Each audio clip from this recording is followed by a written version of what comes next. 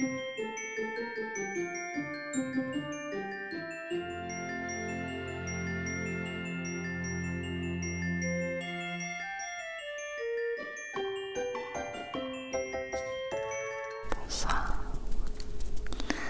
bonsoir, bonsoir tout le monde.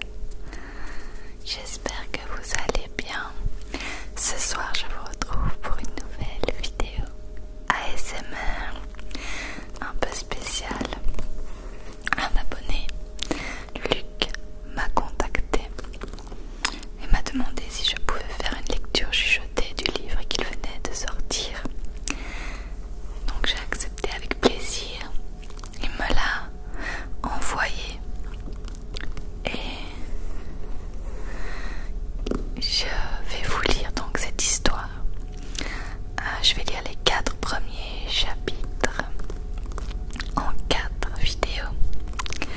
Vous retrouverez le lien Amazon de son livre en barre d'infos s'il vous intéresse. Je me dis que c'est un cadeau super sympa pour Noël. Alors, il s'intitule Le portail d'Athénor, la légende des 1000 lieues. Voilà à quoi il ressemble. C'est un livre fantastique et je vais vous lire le synopsis. Une étrange secousse vient ébranler les terres éternelles. Nul n'en connaît la cause, mais l'on murmure que le légendaire portail d'Athénor, qui conduit au vaste et fantasque milieu, aurait réapparu. Serait-ce sous l'impulsion de l'Ordinis, ce sombre ordre corrompu, ou est-ce le fait de l'étrange fantôme qui hante dernièrement les grandes villes? Pour Aline d'une part, Nathael, Jao et Stan de l'autre, c'est l'occasion de percer l'un des plus grands secrets du monde et de partir à l'aventure accessoirement. Car à l'heure où la menace gronde, sourde et insidieuse, le portail pourrait bien être le seul espoir des terres éternelles. Entre destin croisé, humour et fantaisie, Luc Gianetti entraîne ses attachants personnages dans une quête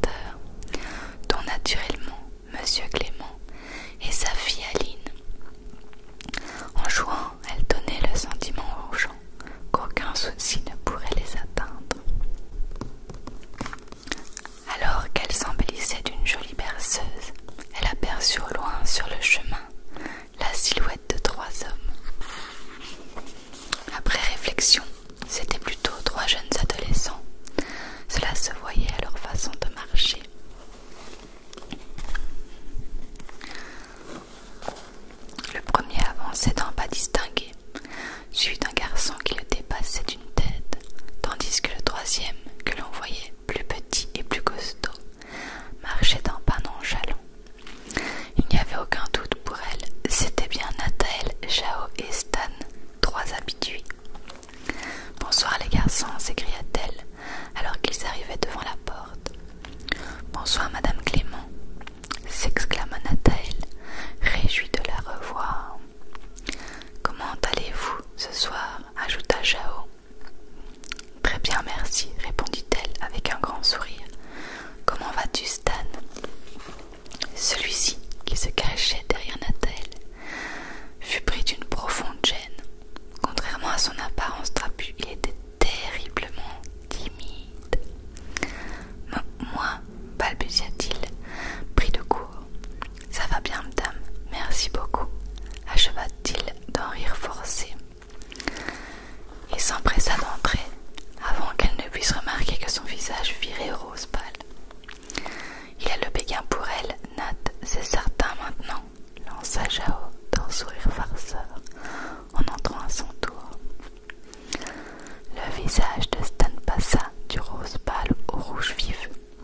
« Ce n'est pas vrai » répliqua-t-il en croisant les bras. En juger par leurs apparences, les trois garçons avaient moins d'une vingtaine d'années et semblaient être très fusionnels. Ils se dirigèrent vers leur table habituelle, au fond de la salle. « Pourquoi ne pas lui dire » lui suggéra Nathaël en s'asseyant. Nathaël était le plus mature des trois. Très poli et généreux dans l'âme, il était toujours habillé de vêtements pas à sa taille, toujours un poil plus grand, mais ça lui allait assez bien, tout comme la frange sur le côté de ses cheveux bruns. « Mon pauvre ami » s'écria Jao, en enlaçant Stan d'un seul bras. « De toute façon, tu es beaucoup trop jeune pour elle. » Jao était le plus grand et le plus fanfaron de la bande. Il ne se passait pas un jour sans qu'il ne se donne à fond pour ses amis. Ce qui suscitait l'admiration de Stan, distrait et rêvasseur, qu'il aimait énormément. « Qu'est-ce que tu m'énerves, toi » grogna ce dernier en retirant le bras de son épaule.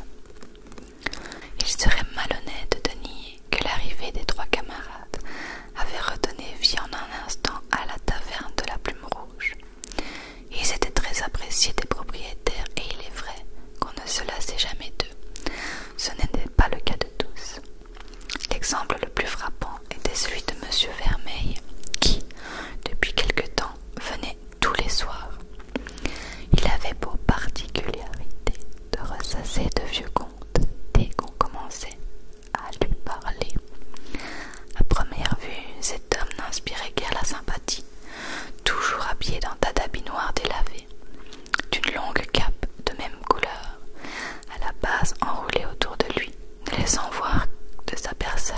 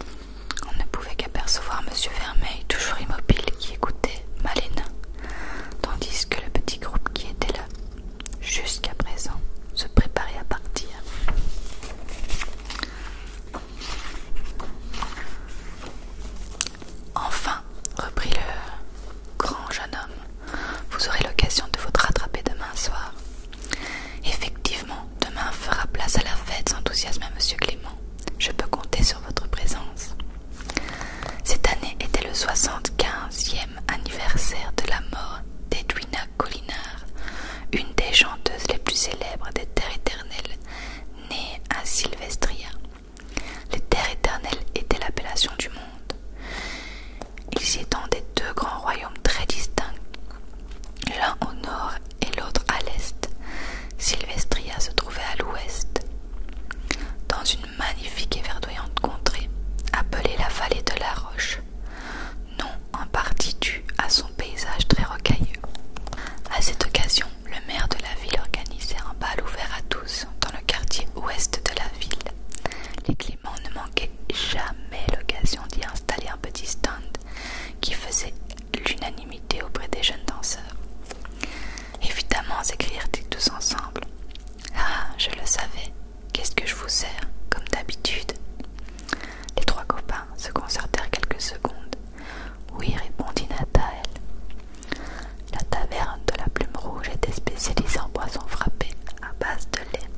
Personne ne les faisait meilleurs dans la région, sans compter que, grâce aux originalités de Malena et Dalil, il y en avait pour tous les goûts et de tous les styles. Après quelques minutes de travail, M. Clément arriva. 3 beaux verres à la main, chacun d'une mixture colorée et garnie de crème fouettée sucrée sur le dessus.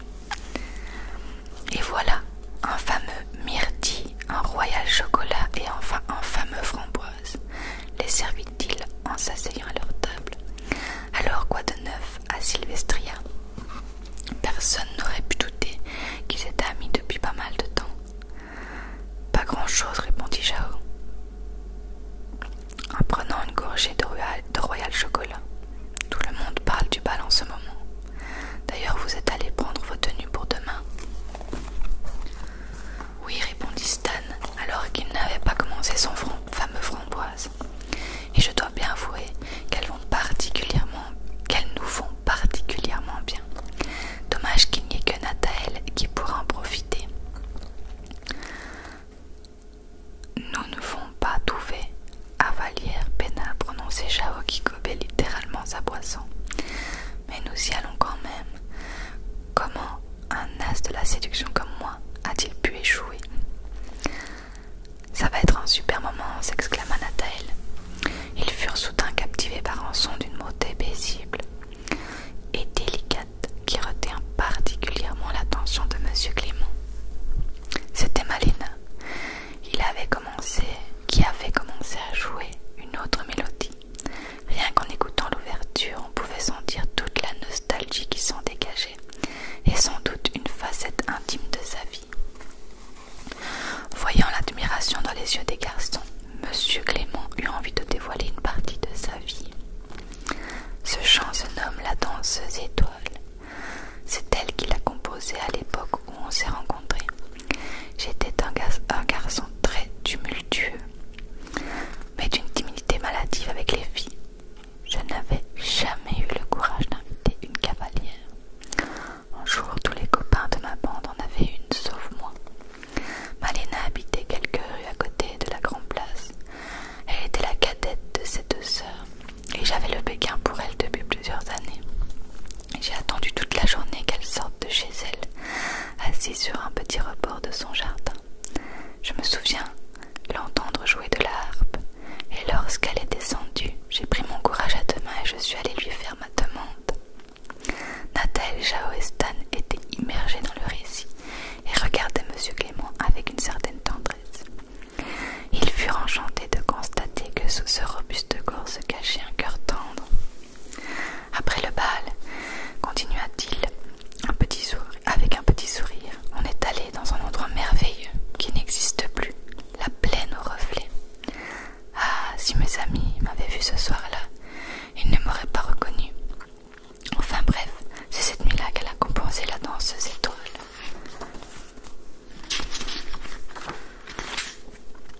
Il y eut un grand silence, tout le monde écoutait Malena, submergeant son entourage d'un flot d'émotions constant, rendant l'atmosphère aussi paisible que féerique. À l'instant précis de la note finale, 2 rues d'applaudissements retentirent dans la salle. Nathael, Jao, Stan et M. Vermeil étaient conquis. Cependant, ils purent entendre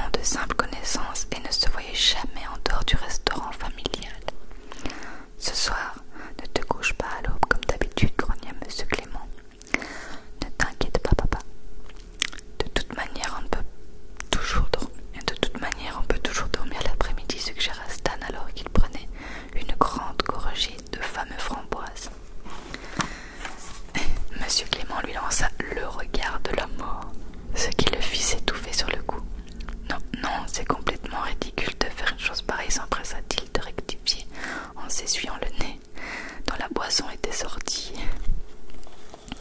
Alors, comment ça va en ville en ce moment demanda-t-elle. Vous allez au bal? Bien sûr, répondit Jao. Et toi? Pareil, mais je serai au stand, pas sur la piste de danse. De toute manière, je n'aurais jamais pu y aller. Pourquoi ça? demande Jao, dont l'espoir de l'inviter venait de s'évanouir en un instant. Oui, ma chérie, pourquoi donc? Parce que tu aurais étranglé et envoyé en exil aux confins des terres éternelles le seul cavalier que j'aurais trouvé. Mais non, voyons, je n'aurais jamais fait une chose pareille, s'indigna monsieur Clément. Un court silence s'installa avant d'éclater en fou rire général. Et Jao chuchota à Stan au milieu du chahut. C'est le moment de faire ta demande à Aline. Celui-ci régurgitant sa lampée de Royal Chocolat et traînit Stan avec son coude alors que celui-ci peinait à se retenir de rire. Il est vrai qu'Aline plaisait beaucoup aux garçons en général, mais elle était différente des autres filles. Elle passait la plupart de son temps libre à lire des romans, au grand désespoir de monsieur Clément, qui aurait préféré qu'elle joue d'un instrument de musique, comme sa mère. Sinon, tout roule à Sylvestria, affirma Nathaël, pour répondre à la question d'Aline. Comme on disait, tout le monde parle du bal en ce moment. Sans parler de la rumeur, ajouta Jao, en finissant d'entrer sa boisson. Apparemment, cette nouvelle suscita l'étonnement des Clément. Pas étonnant, vu qu'ils habitaient dans les hauteurs. Quant à monsieur Vermeil, dont personne ne savait où il logeait, il parut très intéressé par la conversation. Ses yeux habituellement figés se tournèrent légèrement en direction du petit groupe. La rumeur demanda monsieur Clément, curieux de la nouvelle. Oui, monsieur, répondit Stan. Est-ce que par hasard vous auriez senti l'étrange secousse la semaine dernière? En effet, une étrange secousse semblable à un tremblement de terre avait eu lieu dans les alentours de la ville, provoquant une sorte de séisme que tous les sylvestins, comme on les appelait, avaient pu ressentir, même dans des coins reculés comme à la taverne de la Plume Rouge. Monsieur Clément et Aline approuvèrent d'un signe de la tête. Une poignée de gens, continua-t-il, pense que ce phénomène a un lien avec une vieille légende. Monsieur Clément et sa fille se regardèrent d'un œil. Ils prétendent que la secousse pourrait être la réapparition d'un portail, révéla Jao. Ce qu'il venait de dire attira l'attention de monsieur Vermeil, qui écouta davantage la conversation. Cette fois, il se tourna franchement en direction du groupe. Comment les gens peuvent-ils croire à ces sornettes, s'indigna monsieur Clément. Vous savez, monsieur, intervint Stan, on a déjà entendu parler de cette histoire, mais pas à Sylvestria. Ce qui est étrange, étant donné que c'est la principale concernée, ajouta Nathaël. Les garçons purent lire dans le visage d'Aline la multitude de questions que son esprit créait. Vous parlez de portail d'Athénor, demanda-t-elle. Tu connais cette histoire, Aline, s'étonna monsieur Clément interloqué. Les jours suivants la secousse, cette histoire était au cœur des conversations très discrètes dans les rues de la ville. Oh non, tu vagabondes encore dans cette ville et tu n'y trouves que des ennuis. Pardon, papa, sourit-elle tendrement. Comme d'habitude, je suis allée à la grande librairie et je suis tombée sur un livre évoquant une vieille légende de Sylvestria, celle du portail d'Athénor. J'ai été très étonnée qu'une petite ville comme la nôtre puisse avoir en son cœur un tel secret. Ce qui est étrange, c'est que ce bouquin n'avait pas de titre et qu'il était écrit à la manière d'un journal intime. Il parle d'un portail mais aussi d'un monde caché qui se trouverait derrière les 1000 lieues. Avant de descendre, j'ai lu une phrase magnifique qui représente ce monde. Les 1000 lieues se font resplendir par la magie réelle que seul un cœur d'enfant peut créer. Cette phrase fut comme un coup de massue dans le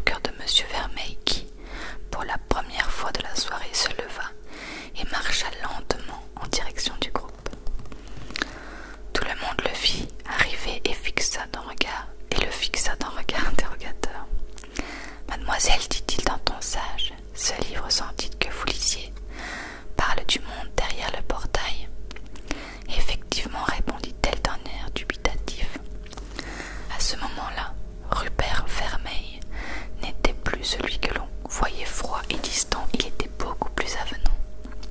Puis-je le voir, s'il vous plaît? Aline hésita quelques secondes. Il était rare que M. Vermeil vienne en personne demander quelque chose, hormis le café mousseux qu'il avait l'habitude de commander à M. Clément. Mais c'était un ami de son père et après tout, cet homme n'avait jamais fait de mauvais gestes. Bien sûr, je vais le chercher, répondit-elle. Elle se leva et alla dans sa chambre qui se trouvait à l'étage. M. Clément profita de ce moment creux pour aller nettoyer les verres des garçons. Bien qu'il fût derrière le comptoir, il pouvait tout entendre de la conversation. Monsieur demanda Nathanaël. M. Vermeil le fixa. Sauriez-vous quelque chose à propos de cette histoire?